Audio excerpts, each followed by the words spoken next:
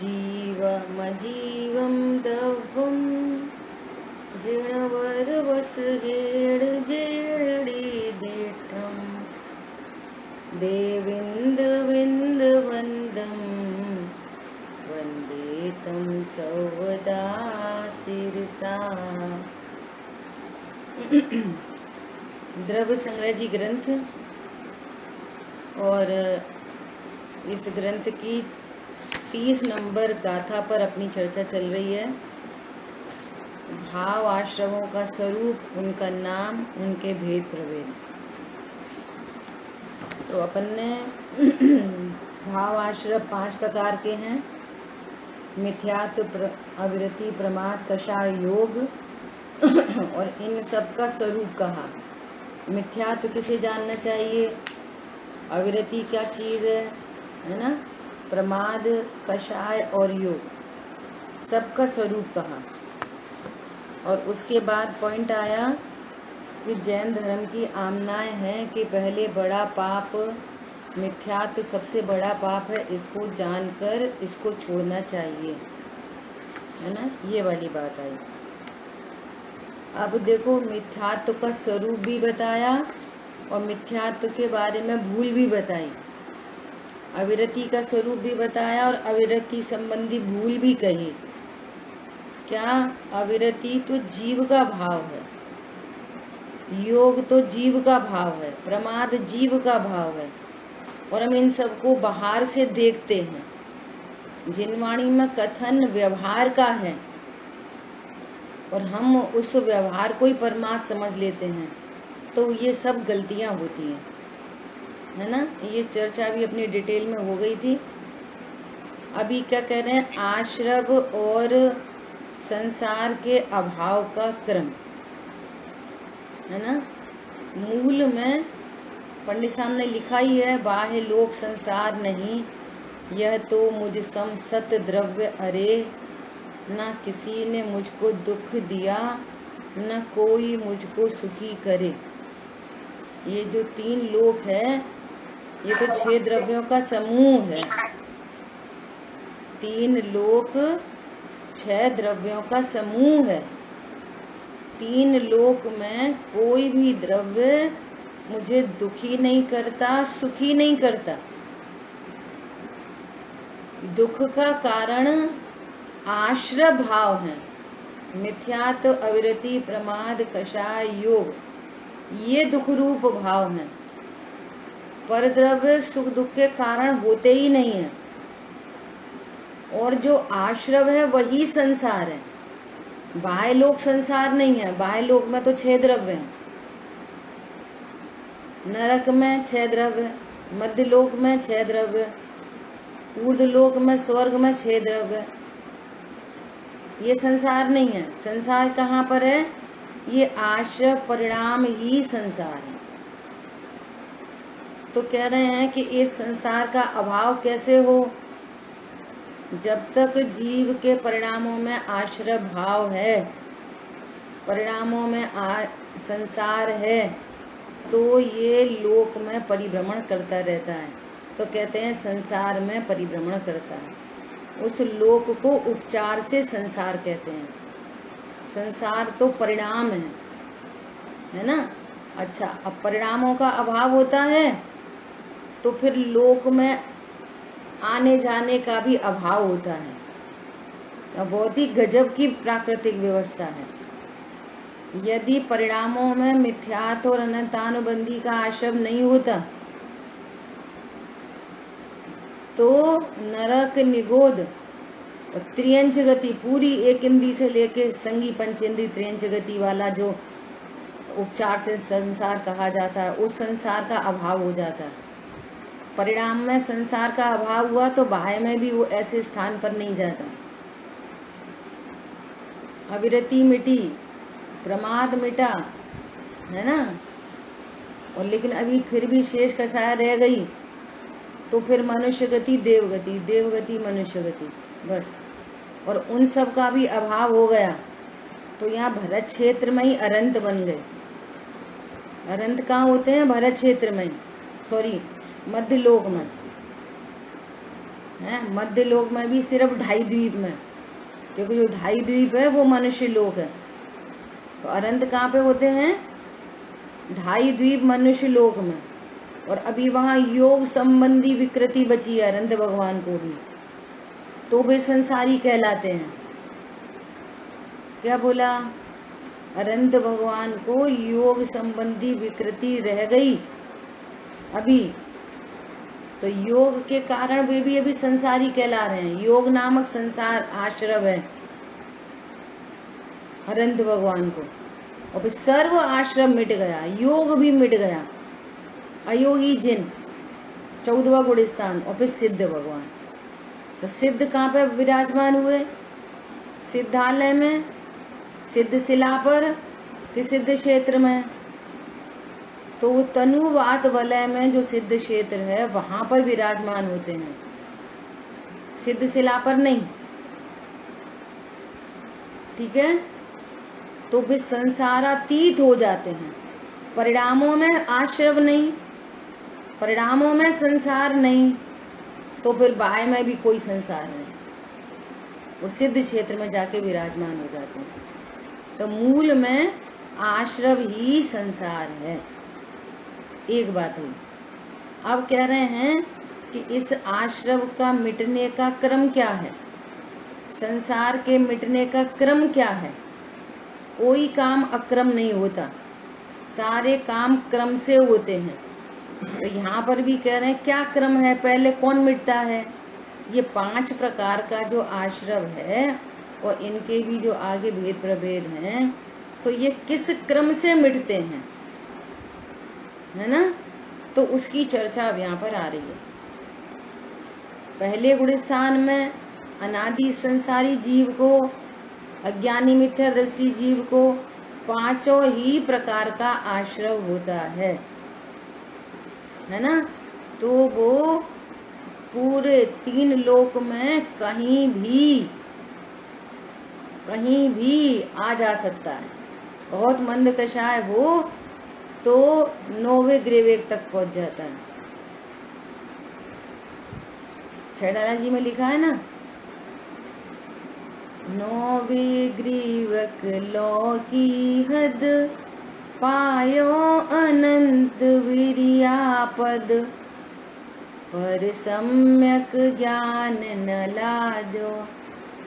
परंतु सम्यक ज्ञान से रहित होने से इस जीव को सुख नहीं मिला और वापस त्रियंच गति में चला गया, है ना? तो पहले गुण स्थान में 5 प्रकार का आश्रव इस जीव को है। अब जब स्वरूप को समझता है, भेद विज्ञान करता है ना? भेद विज्ञान क्या है? अस्थि से कहो तो मैं एक त्रिकाली ध्रुव भगवान आत्मा हूँ, पर्यायों से रहित, अपने ही पर्याय जो उत्पन्न हो रही हैं उनसे रहित मैं त्रिकाली ध्रुव हूँ, है ना? इसका नाम भेद विज्ञान है, जिस ज्ञान में मैं ज्ञायक हूँ ग्रहण होता है। अब जब मैं ज्ञायक हूँ तो मैं रागी द्वेषी नहीं, राग द्वेष का कर्ता भोक्ता नहीं, शरीर वाला नहीं, पत्नी बच्चे दुकान बकान वाला नहीं, और इन सब से मुझे लाभ नहीं हानि नहीं। इसका नाम है भेद विज्ञान, है ना? अब जब भेद विज्ञान होता है तो क्या तब सीधे डायरेक्ट पहले गुण स्थान से 4था गुण स्थान प्रकट होता है। तो क्या कह रहे हैं? 4थे गुण स्थान में मिथ्यात्व पहले नष्ट होता है, सबसे पहले मिथ्यात्व नष्ट होता है, और मिथ्यात्व के साथ ही अनंतानुबंधी चली जाती है। अनंतानुबंधी कषाय के अभाव की कोई विधि डायरेक्ट नहीं है। चुप रह जाने से अनंतानुबंधी नहीं मिटती, शुद्ध भोजन से अनंतानुबंधी नहीं मिटती, बहुत दया दान के परिणाम से अनंतानुबंधी नहीं मिटती। जब तक मिथ्यात्व है तब तक अनंतानुबंधी नहीं मिटती, अनंत संसार बना रहता है। भेद विज्ञान करते हैं, मिथ्यात्व दूर होता है, अनंतानुबंधी अपने आप चली जाती है। तभी क्या कह रहे हैं मिथ्या तो संसार का मूल है, उसके नष्ट होने पर सम्यक दर्शन होता है, जो कि धर्म का मूल है। अब ये धर्म का मूल प्रकट हुआ है ना, दंसण मूलो धम्मो, ये धर्म का मूल। और तत्व निर्णय उस धर्म का बीज है। तत्व निर्णय क्या है? बीज है तत्व निर्णय। और दया दान व्रत नियम भक्ति आदि आदि ये तो बीज भी नहीं है। ये तो इतना समझ लो कि भूमि गीली कर दो बस, और बीज नहीं डालो। भूमि गीली हो गई, बीज नहीं डाला, कितने वृक्ष आएंगे? भूमि तो भाई तैयार है साहब, भूमि तैयार है, और बीज तो डाला ही नहीं। तो तत्व निर्णय बीज है और धर्म का मूल सम्यक दर्शन है। 5वें गुण स्थान में अविरति चली जाती है। 4थे गुण स्थान में मिथ्या तो और अनंतानुबंधी चली गई, परंतु अविरति नहीं गई 4थे गुण स्थान में। 5वें गुण स्थान में अविरति जाती है, अर्थात 2 कषाय चौकड़ी के अभाव होने को अविरति का जाना कहते हैं। अकेले भार त्रस्त स्थावर की हिंसा का त्यागी हो, मन व इंद्रिय और मन के विषयों में प्रवृत्ति न हो, तो उससे इतने मात्र से अविरति दूर नहीं होती। 2 कषाय का अभाव हो तो अविरति जाती है ना। और भावलिंगी श्रावकत्व प्रकट होता है। यह है असली श्रावकपना। अपन सब कौन है? तो कहेंगे श्रावक है ना। श्रावक किसे कहते हैं? जो श्रद्धावान होता है, श्रावक, जो श्रद्धावान होता है, जो विवेकवान होता है, जो क्रियावान होता है ना। तो श्रद्धा किसकी? कि देव शास्त्र गुरु की श्रद्धा और अपने आत्म स्वभाव की श्रद्धा, यह है श्रावक। है ना। किसकी श्रद्धा? मैं अकर्ता ज्ञायक ही हूँ, ये ऐसी श्रद्धा। मैं अकर्ता हूँ, मैं परद्रव्यों का कर्ता नहीं हूँ, ऐसी श्रद्धा, इसका नाम है श्राव। विवेकवान, विवेकवान मतलब असली विवेक क्या है? विवेक स्व को स्व, पर को पर जानता है, सो विवेक है। पैसे कमाने का बहुत विवेक है, घर चलाने का विवेक है, खाने पीने का विवेक है, अभक्ष नहीं खाते, ऐसा नहीं पहनते, चलने फिरने का विवेक है। ये तो लौकिक विवेक की बात है। पारमार्थिक विवेक क्या है? स्व को स्व, पर को पर जानने वाला विवेक ही है। और क्रियावान, क्रियावान जब ऐसा विवेक प्रकट हुआ तो बाहर में सम्यक क्रियाएं हो दिखाई दे रही हैं, अनुवृत्ति दिखाई दे रहा है बाहर में।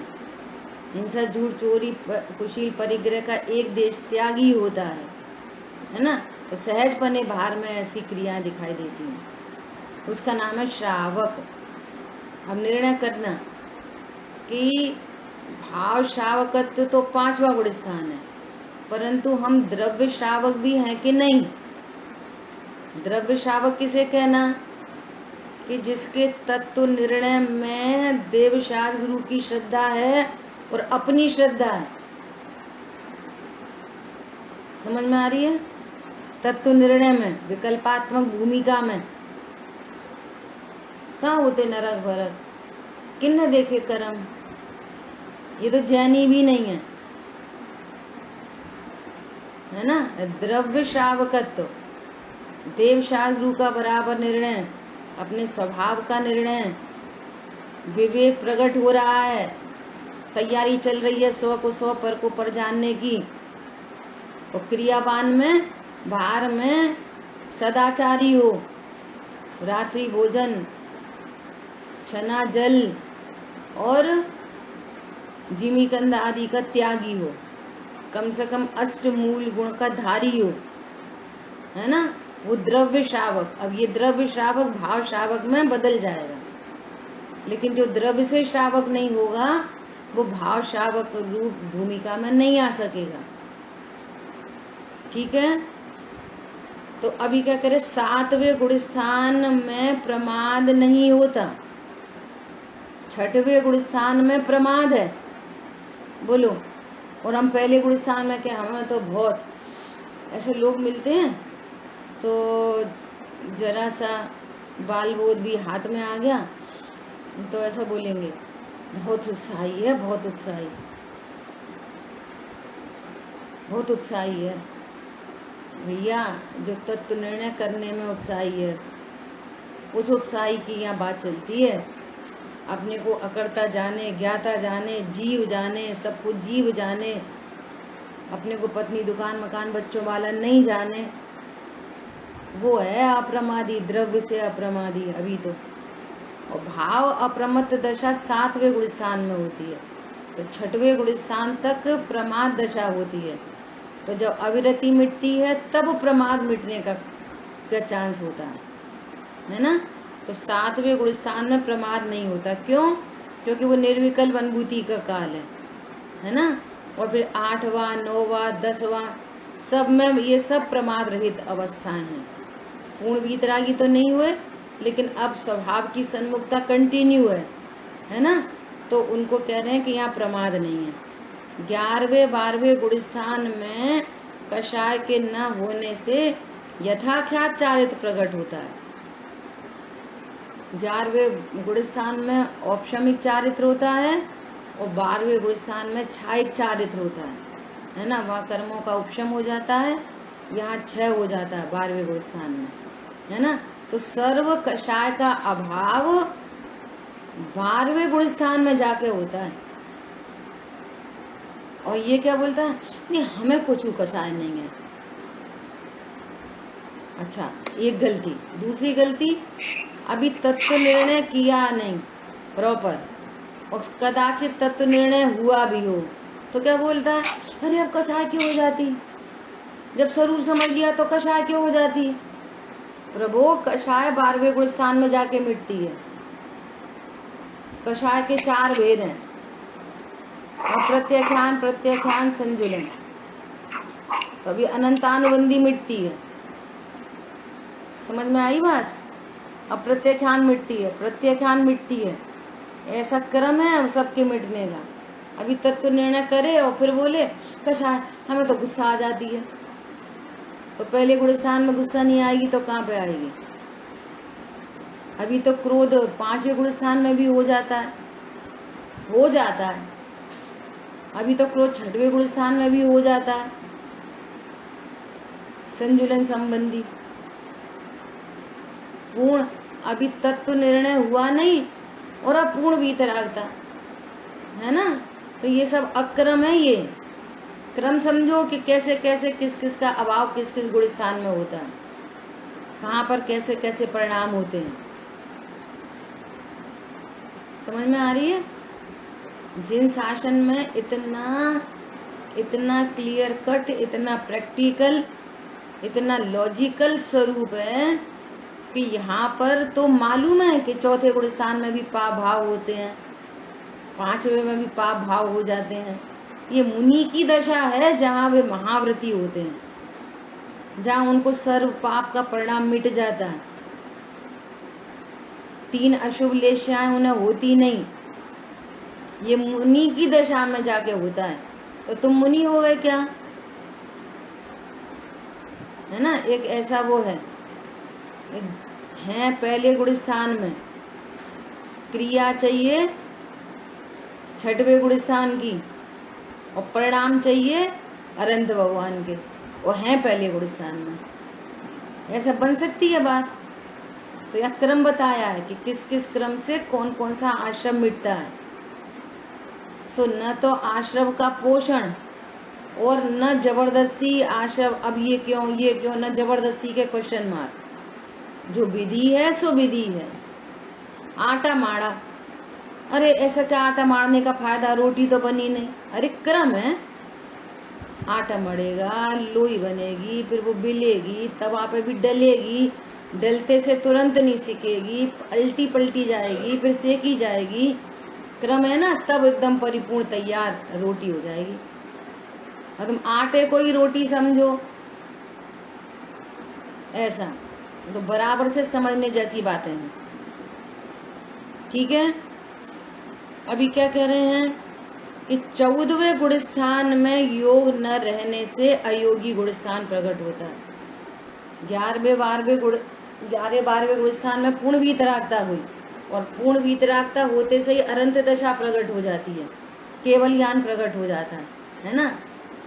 तो लेकिन अनंत चतुष्टय तो प्रकट हो गए, परंतु सहयोगी जिन है वे अनंत भगवान, अभी उनको आन प्रदेशों का परिस्पंदन है अभी उनको, तो वो आश्रम अभी अनंत भगवान को भी है।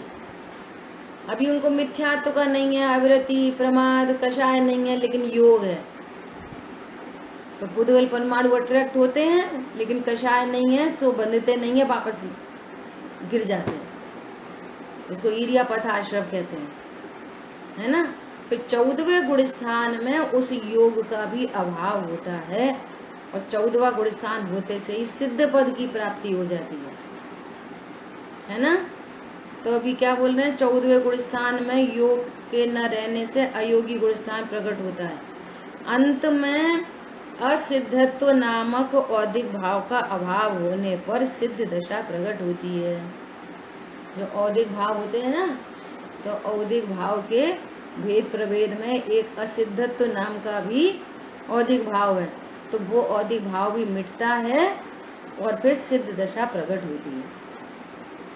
तो अब इस सिद्ध भगवान है जो सर्व आश्रमों से रहित हो गए। फिर सर्व आश्रमों से रहित होने पर क्या हुआ कि अब वो जिसको बाहर में संसार कहा जाता है, परिणामों में भी संसार नहीं और बाहर लोक में भी कोई संसार नहीं, अब वे लोक के अग्रभाग में सिद्ध क्षेत्र में जाके विराजमान होते हैं। अनंत भगवान योग होने के कारण वे अभी संसारी कहलाते हैं, ढाई द्वीप में ही रहते हैं मनुष्य लोक में, है ना। उनको योग नामक आश्रम होता है। 11वें 12वें गुण स्थान में सर्व कषायों का अभाव होता है। मुनिराज को प्रमाद का अभाव होता है 7वें गुण स्थान में।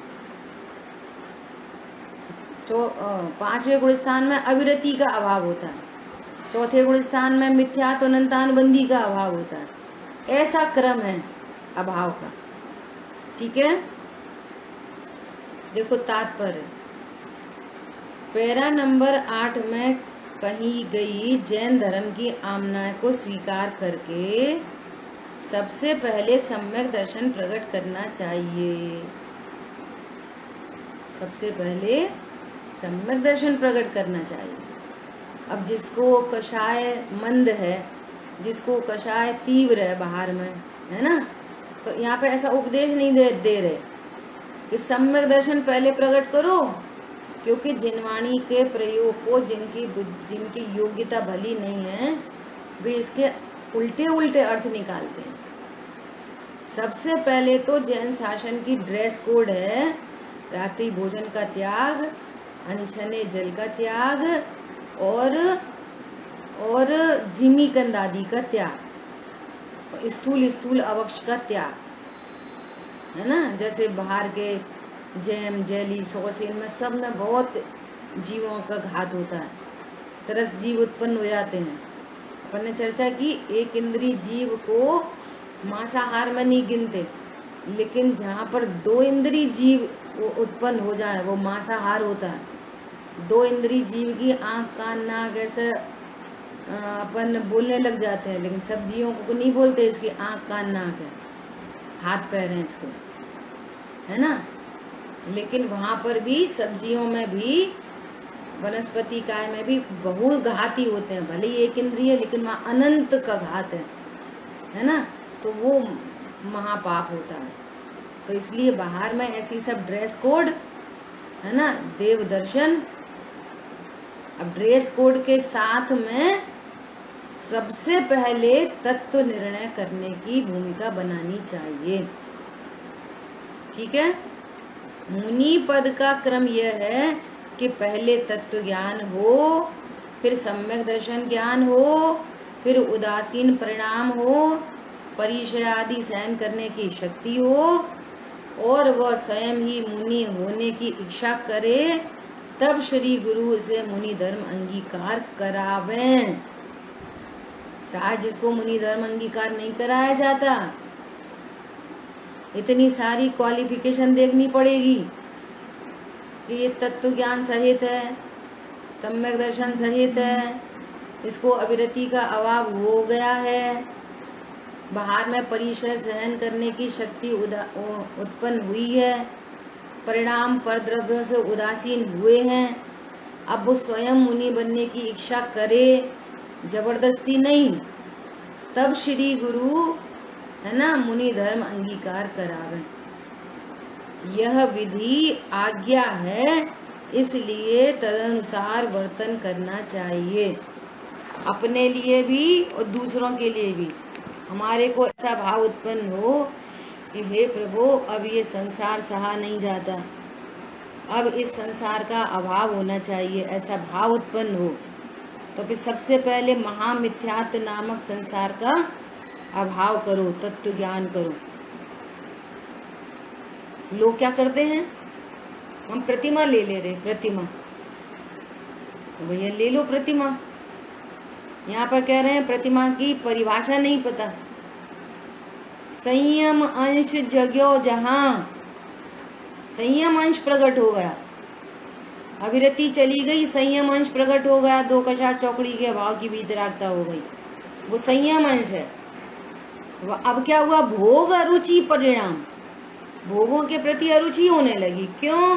क्योंकि मैं भोग सकता नहीं, पांच इंद्री से भोग सकता नहीं, पांच इंद्री पर द्रव्य हैं, भोग तो और भी दूर के द्रव्य हैं। मेरे ज्ञान में ज्ञेयाकार बनता है और चारित्र की परिणति में मंद कषाय रूप परिणाम को भोग कहते हैं। पर को तो मैंने आज तक भोगा नहीं। तो भोग अरुचि परिणाम, उदय प्रतिज्ञा को भयो, प्रतिमा ताको न, ये प्रतिज्ञा का फिर उदय प्रतिज्ञा का होता है, ये प्रतिमा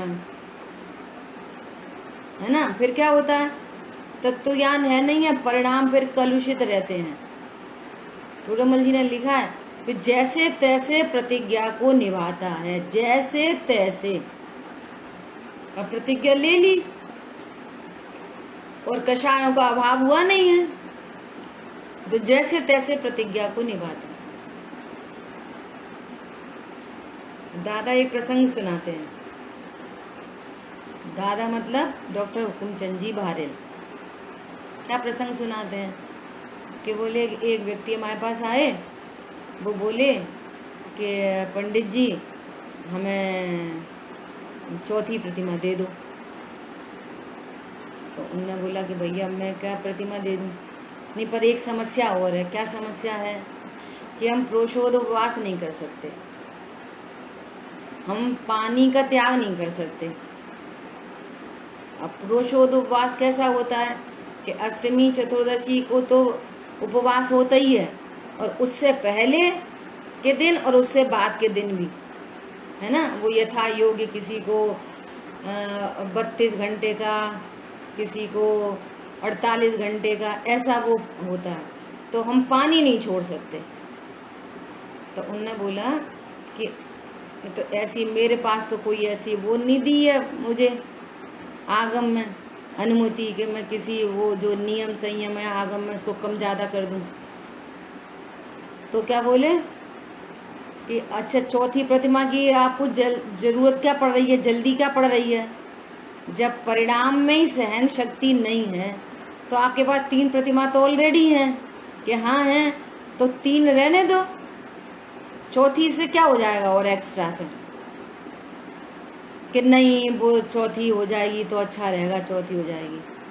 तो बोले कि भाई साहब मैं तो आगम के विरुद्ध आपसे कोई चीज़ें कम ज़्यादा करने की मेरे को ना अनुमति है और ना मेरे में सामर्थ्य है। उन्होंने मना कर दी। तो कह रहे कि 1 महीने बाद मिले तो क्या बोले वो कि वो पंडित जी वो हमने मुनिराज से बात करी थी तो हमने उनसे ले ली चौथी प्रतिमा। पॉइंट समझ में आ रहा है? जब परिणाम सुधरे नहीं हैं, कषाय मिटी नहीं है, तो बाहर में चौथी प्रतिमा की पांचवी प्रतिमा उनका स्वरूप आगम से भली भांति जानकर उस योग्य पुरुषार्थ से वो सारे काम होते हैं। ये कोई खींचातानी का, दुनिया को दिखाने का, है ना, ये कोई कार्यक्रम नहीं है। समझ में आई बात? बहुत ही साइंटिफिक और बहुत ही क्रम से होने वाली ये सारी स्थिति परिस्थिति है। ठीक है, इस तरह से अपने भाव आश्रम की चर्चा हुई। भाव आश्रम के भेद प्रभेद का ये चार्ट है ना, तो इसकी चर्चा अपन कल करेंगे। अब तक की चर्चा से कोई प्रश्न है तो पूछ सकते हैं।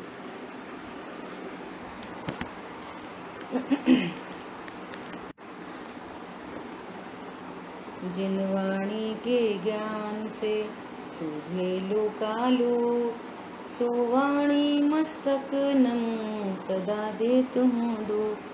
बोलिए द्वाशांगमयी जिनवाणी माता की जय हो। जय जिनेन्द्र सभी को। जय जिनेन्द्र।